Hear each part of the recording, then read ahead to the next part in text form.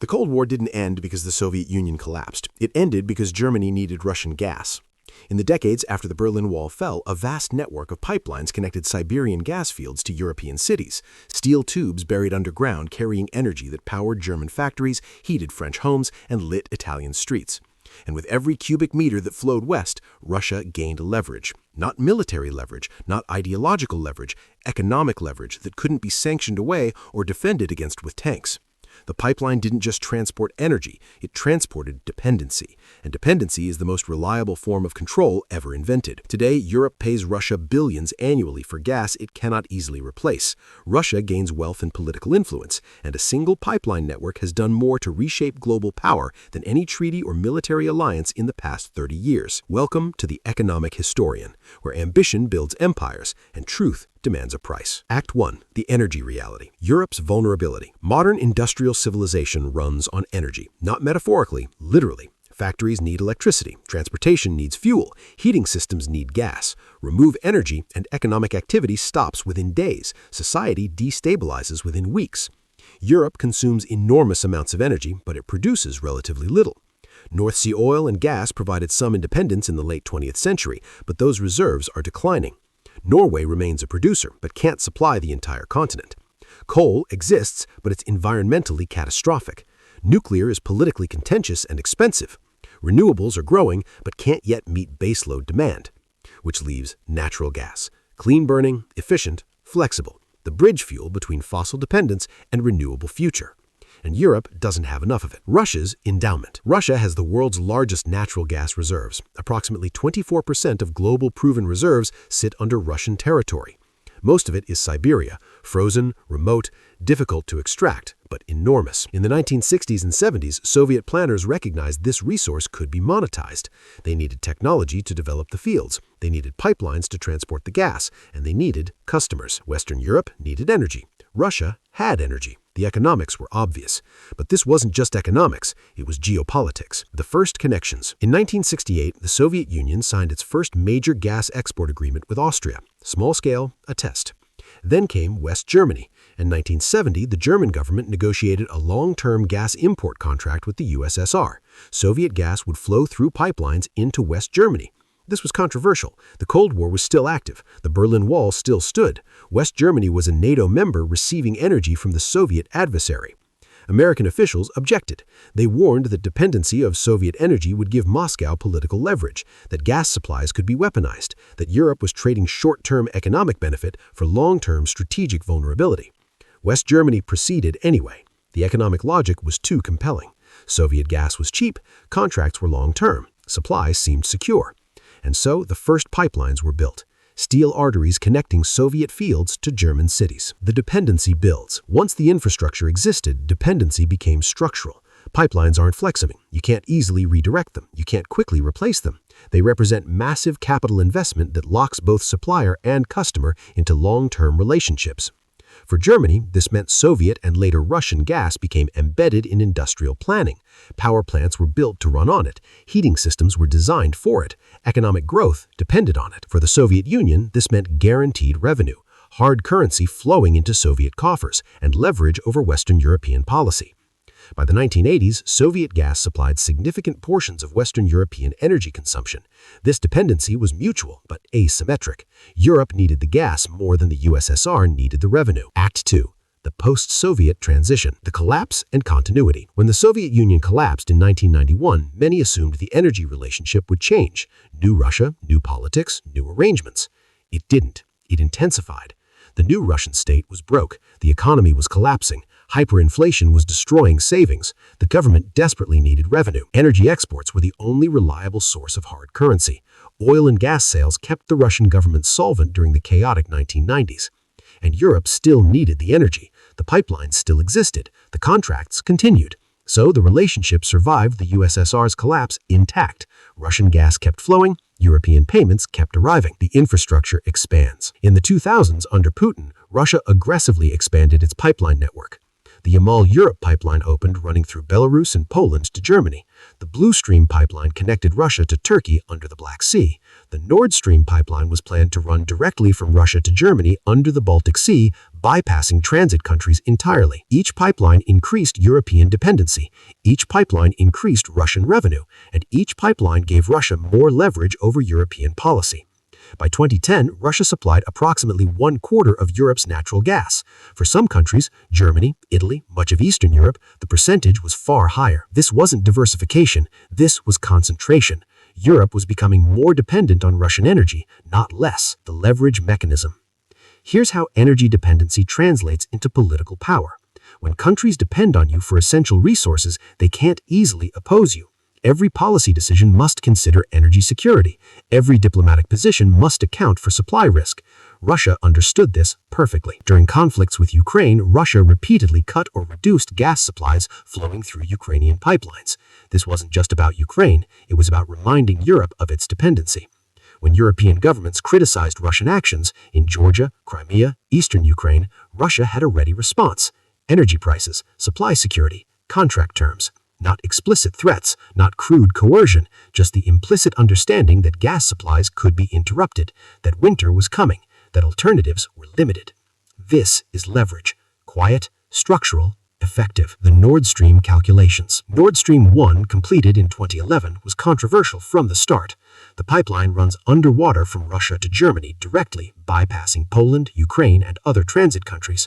For Germany, the appeal was obvious. Direct supply, no transit fees, no dependency on unstable intermediaries, reliable energy at stable prices. For Russia, the benefit was even greater. Ability to supply Western Europe while cutting off Eastern Europe. The pipeline separated German interests from Polish or Ukrainian interests. Transit countries lost leverage. They'd previously been able to siphon gas or threaten supply interruption. Nord Stream eliminated that power. And it created a split within Europe. Germany's energy security improved. Poland's and Ukraine's energy security worsened. Russia had engineered a divide within NATO and EU through pipeline geography. Nord Stream 2 was even more controversial. Announced in 2011, construction began in 2008. The pipeline would double capacity from Russia to Germany, making Germany even more dependent on Russian gas. American officials objected strenuously. They argued it would increase Russian leverage over Europe, that it violated European energy security principles, that it rewarded Russian aggression. Germany defended the project. It was commercial, not political, market-driven, not strategic. Russia was a reliable supplier. The gas was needed. Environmental groups opposed it. Some European countries opposed it. The EU was divided. But construction continued until 2022. Act 3. The Weaponization. The Ukraine invasion. In February 2022, Russia invaded Ukraine. A full-scale military operation. The largest war in Europe since 1945. Europe faced a decision. Support Ukraine with sanctions and military aid, or protect energy supplies. The West chose sanctions, unprecedentedly harsh sanctions, freezing Russian central bank reserves, cutting Russian banks from SWIFT, banning Russian imports. But energy was different. Europe couldn't immediately stop buying Russian gas. The dependency was too deep, the alternatives too limited, the economic cost too high. So Russian gas continued flowing. European payments continued arriving, even as Europe condemned the invasion and armed Ukraine. The contradiction was stark, funding Ukrainian defense while funding the Russian military through energy purchases, the gas weapon. Russia understood the leverage it held. In 2022, Russia began systematically reducing gas supplies to Europe, not stopping entirely, just reducing, creating uncertainty, driving prices up. Germany's gas storage facilities depleted. Energy prices skyrocketed, industrial production faced curtailment, recession loomed. Russia claimed technical issues, maintenance problems, regulatory compliance, never explicitly weaponizing supply, but clearly manipulating it. The message was clear. Europe's economy depended on Russian goodwill. Germany, which had built its industrial competitiveness partly on cheap Russian gas, suddenly faced energy costs multiple times higher than competitors. Factories considered relocating. Energy-intensive industries struggled. This was the dependency coming due. Decades of cheap energy had created structural vulnerability that Russia could exploit in crisis. The Nord Stream sabotage. In September 2022, both Nord Stream 1 and Nord Stream 2 pipelines were sabotaged. Underwater explosions destroyed sections of pipe. Gas leaked into the Baltic Sea. Who did it remains officially unclear. Russia blamed the West. The West suggested Russian false flag. Independent theories pointed to various actors. But the sabotage revealed something important. The pipelines had become strategic targets. infrastructure as battlefield, energy as a weapon. The destruction of Nord Stream, before Nord Stream 2 ever carried gas, eliminated Germany's option to quickly resume Russian imports, even if political pressure mounted. Someone had decided that cutting the physical connection was strategically necessary, that the dependency had to be severed forcibly. The scramble for alternatives. Europe scrambled to replace Russian gas. LNG imports increased dramatically. Liquefied natural gas from the United States, Qatar, and other producers, delivered by ship instead of pipeline. But LNG is expensive, requires specialized infrastructure, can't immediately replace pipeline volumes. Germany built LNG import terminals in months, infrastructure that normally takes years. The economic cost was enormous. The industrial disruption was significant. Coal plants that were being phased out were reactivated. Nuclear plants scheduled to closures stayed online. Renewable energy deployment accelerated. Europe was essentially re-engineering its entire energy system under emergency conditions. And it was possible. Painful, expensive, disruptive, but possible, which raised an uncomfortable question. If Europe could reduce Russian gas dependency this quickly under pressure, why hadn't it done so earlier? The cost calculation. The answer is cost, not just financial cost, political cost. Cheap Russian gas had subsidized European living standards and industrial competitiveness for decades. It kept energy prices low for consumers. It kept production costs low for manufacturers. Replacing it meant higher prices, reduced competitiveness, lower growth, political consequences. So European governments chose dependency, consciously, because the alternative was expensive, and expensive policies are unpopular, until the cost of dependency exceeded the cost of independence. Russia's invasion changed that calculation. The political cost of dependency, funding an adversary, enabling aggression, became unbearable. But the economic cost of independence was still enormous and permanent. Act 4. The global implications. The new energy geography. The Russian gas crisis reshaped global energy markets. LNG, previously a secondary market, became critical. Prices spiked globally. Countries competed for supply. The United States became Europe's largest gas supplier almost overnight. American LNG exports surged. European dependency shifted from Russian pipelines to American LNG terminals. This wasn't independence. This was substitution. Europe remained dependent on external energy. The supplier changed, the vulnerability didn't. Qatar, Australia, and other LNG producers gained leverage. Energy became more valuable. Producing countries gained more power. And the transition revealed something important. Energy dependency is structural. Changing suppliers doesn't eliminate it. The China factor. While Europe reduced Russian gas imports, Russia redirected supply eastward. The Power of Siberia pipeline, completed in 2019, connects Russian gas fields to China. China needs energy for its industrial economy. Russia needs customers. The relationship mirrors Europe's previous arrangement. China gets energy, Russia gets revenue and leverage. But the dynamic is different. China is more willing to accept dependency because it serves broader strategic interests, aligning with Russia against Western influence, securing energy for industrial growth, building alternative to Western-dominated markets. Russia's pivot to Asia partially offsets European revenue loss. Not entirely. European prices were higher, infrastructure was better developed, but enough to sustain Russian economy through sanctions. The pipeline infrastructure that connected Russia to Europe is being duplicated, connecting Russia to China. The dependency model is migrating. The infrastructure lock-in. This reveals a fundamental truth about energy. Infrastructure determines dependency. Pipelines create fixed relationships. Once built, they're difficult to abandon. The capital investment is too large, the switching costs too high. This makes pipeline politics different from other trade relationships. You can stop buying German cars or French wine relatively easily. You can't stop buying gas from the pipeline physically connected to your power plants. This is why pipeline routes become geopolitical flashpoints. They determine who depends on whom for decades. And it's why countries fight over pipeline transit rights, routes, and endpoints. Each pipeline decision shapes power relationships for generations. The renewable illusion.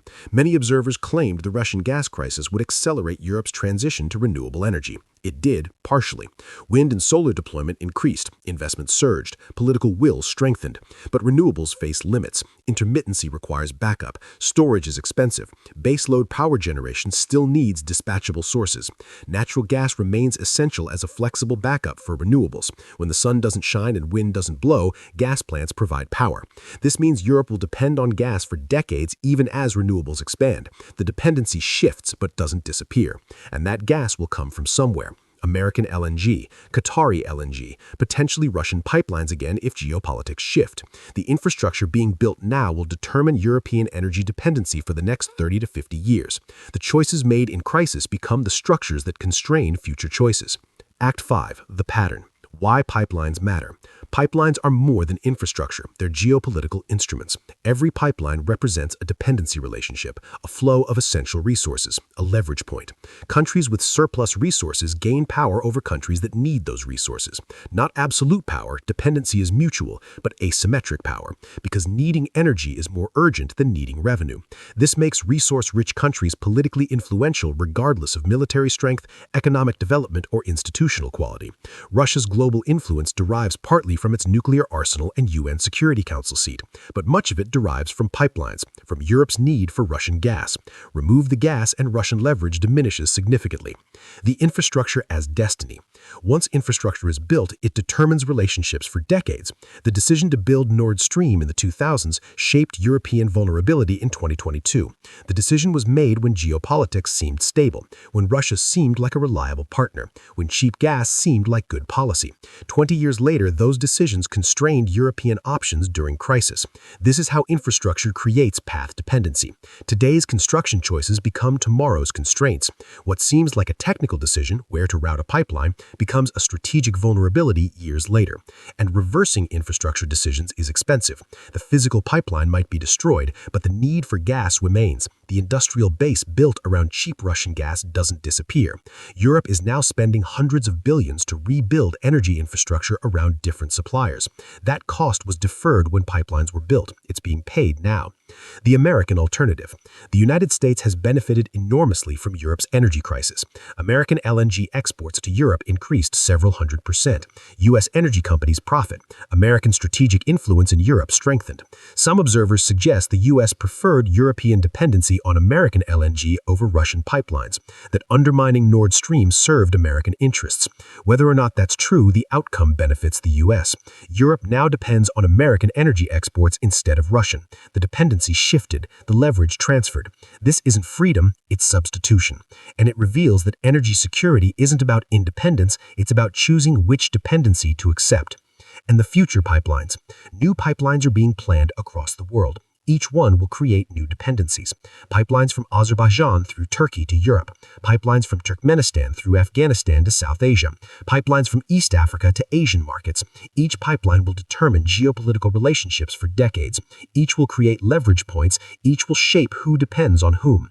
And the countries that understand pipeline politics, that recognize infrastructure as power, will gain influence over countries that think of pipelines as mere commercial projects.